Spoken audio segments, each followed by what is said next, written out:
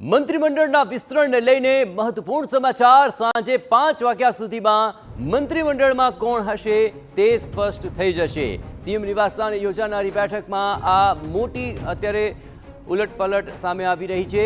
જે પ્રધાનોને પડતા મૂકવામાં આવશે તેમની પાસેથી રાજીનામા લઈ લેવાશે અને જે ધારાસભ્યો પ્રધાન તરીકે શપથ લેશે તેમને મોડી રાત્રે જાણ કરી દેવાશે। 3 થી 4 કોંગ્રેસમાંથી ભાજપમાં આવેલા ધારાસભ્યોને પણ સ્થાન મળી શકે તેવી શક્યતા છે। મોટા ભાગમાં નવા પ્રધાનોનો મૂળ ભાજપના જ હોય તેવી શક્યતા પણ પ્રબળ લાગી રહી છે। તમામ વર્ગ અને સમાજને ધ્યાનમાં રાખી જાતિ સમીકરણ પણ જોવા મળી શકે છે। યુવા અને અનુભવી ચહેરાઓનું નવા પ્રધાનમંડળમાં મિશ્રણ પણ હોઈ શકે છે।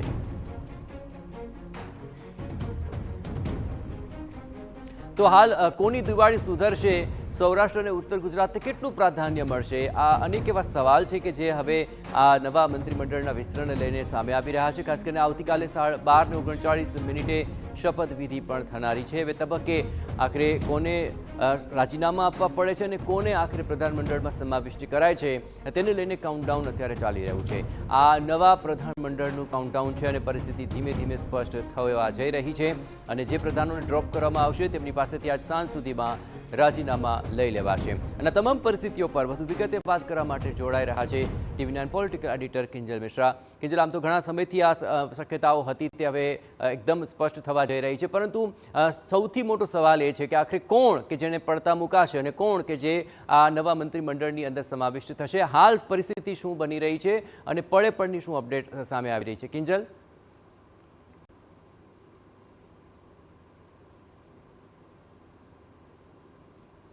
પિક્ચર છે કે આખરે કોણ જેને પડતા મૂકવામાં આવશે ને આખરે કોણ કે જે કન્ટિન્યુ રહેશે તે જે પિક્ચર છે તે 5 વાગે ક્લિયર થઈ જશે। કેમ કે આ જે બેઠક છે, બેઠક બોલાવવાનો હેતુ જ એ છે કે જેમને ડ્રોપ કરવાના છે તેમને ડ્રોપ કરવાના કારણો અને તેની સાથે જેમને કન્ટિન્યુ રાખવાના છે તેમને કન્ટિન્યુ રાખવાની જે જવાબદારીઓ છે તેની સાથે ચર્ચા કરવામાં આવે અને એ જ કારણસર 3 વાગ્યાની બેઠક છે એ સીએમ નિવાસસ્થાને રાખવામાં આવી છે। તમામ મંત્રીઓને ત્યાં બોલાવવામાં આવ્યા છે।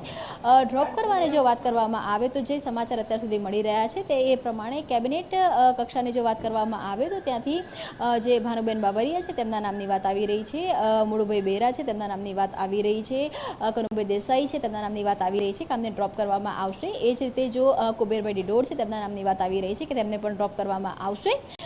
રાજ્યકક્ષાની વાત કરવામાં આવે તો રાજ્યકક્ષાની અંદર જે મુકેશ પટેલ છે તેમના નામની વાત આવી રહી છે, તેની સાથે જ કુંવરજી હળપતિ છે તેમના નામની પણ વાત છે તે આવી રહી છે। ભીખુસિંહ પરમાર છે તેમના નામની પણ વાત આવી રહી છે, બચુભાઈ ખાબડના નામની વાત આવી રહી છે। એટલે લગભગ 4 કેબિનેટ અને 4 રાજ્યકક્ષા એટલે કે 8 જેટલા પ્રધાનોને હાલમાં ડ્રોપ કરવાની વાત છે તે આવી રહી છે।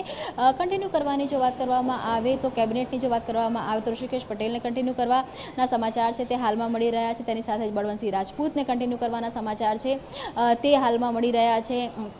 બીજી તરફ જો SS2ની એટલે કે માફ કરશો ત્યાંની વાત કરવામાં આવે રાજ્યકક્ષાની તો ત્યાંથી હર્ષ સંઘવી અને પ્રફુલ પાનસેરિયાને કન્ટિન્યુ કરવામાં આવશે તેવી વાત છે। જગદીશ પંચાલ કેમ કે પ્રદેશ પ્રમુખ બની ચૂક્યા છે તો સ્વાભાવિક છે કે તેમને પણ ડ્રોપ કરવામાં આવશે। તો આ એક પ્રકારનો જે ફર્મો છે તે અત્યારે એક ચર્ચામાં છે। જો કે 3 વાગે તેનો જે અંતિમ નિર્ણય છે તે લેવામાં આવશે અને ત્યારબાદ જે પણ નવા જે ધારાસભ્યો છે કે જેમને મંત્રી બનાવવાના છે તેમને લઈ અને ચર્ચા છે તે કરવામાં આવશે। જાતિગત સમીકરણની વાત કરવામાં આવે તો બી, ઝોનની વાત કરવામાં આવે તો બી અને મોડી રાત્રે તે તમામને ફોન છે તે કરવામાં આવશે। પરંતુ જે આ વખતે સૌથી જે મહત્વની બાબત જોવા મળવાની છે એ છે કે કોંગ્રેસમાંથી જે ભાજપમાં નેતાઓ આવેલા છે તેમાંથી 3 થી 4 એવા નેતાઓ હશે કે જેમને મંત્રીમંડળમાં સ્થાન મળશે, પરંતુ મૂળ ભાજપ ગોત્રના જે પણ ધારાસભ્યો છે, મૂળ ભાજપી જે નેતાઓ છે તેમને આ વખતે મંત્રીમંડળમાં સમાવેશ કરવામાં આવશે। એટલે કે જે દર વખતે એ જે સવાલ હતો કે જે પણ ધારાસભ્યો કોંગ્રેસમાંથી પક્ષ બદલીને ભાજપમાં આવે છે, જીતે છે અને તેમને મંત્રાલયમાં સ્થાન મળે છે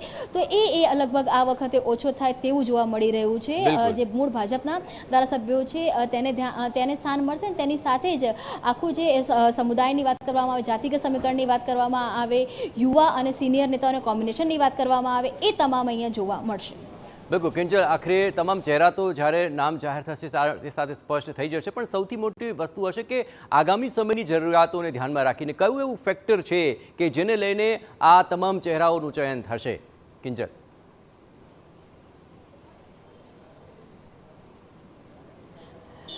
ભાજપ માટે એક જ ફેક્ટર હોય છે અને એ હોય છે ચૂંટણી જીતવી।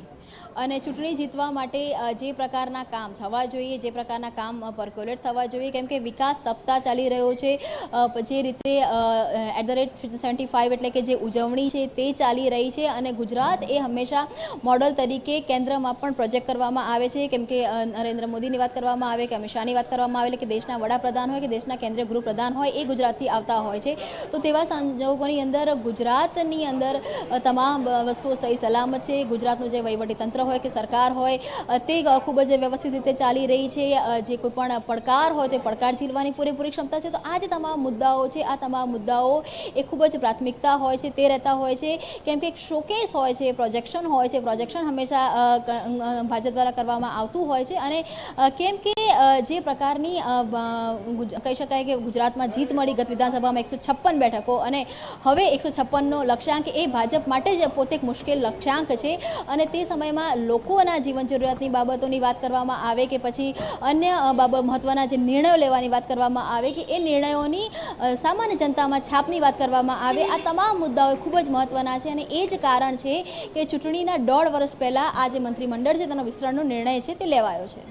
બિલકુલ કિંજલ, તમામ પરિસ્થિતિ પર આપ નજર રાખતા રહેજો. તો કિંજલ જણાવી રહ્યા તે પ્રમાણે હવે તમામ ચહેરાઓ સ્પષ્ટ થઈ જશે, પરંતુ ફેક્ટર એક જ છે કે આગામી સમયની અંદર ભાજપ કઈ રીતે મહત્તમ બેઠકો અંકે કરી શકે, ચૂંટણી જીતી શકે, એ ફેક્ટરને ધ્યાનમાં રાખીને આ નવું પ્રધાનમંડળ